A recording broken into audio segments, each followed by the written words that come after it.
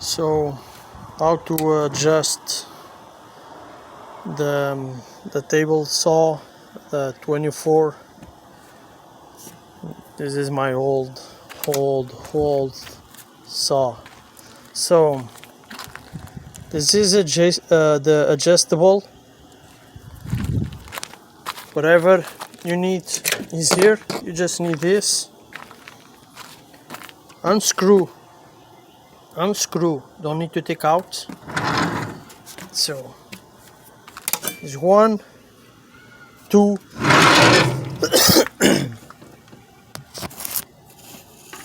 3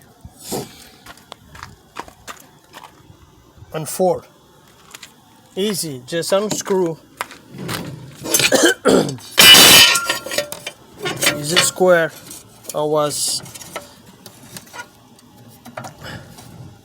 Now she's working perfect. It's an old machine, so I don't expect too much on her.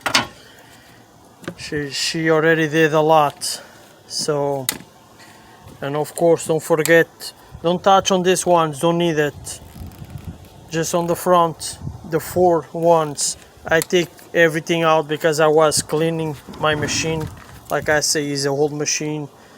And 4, unscrew.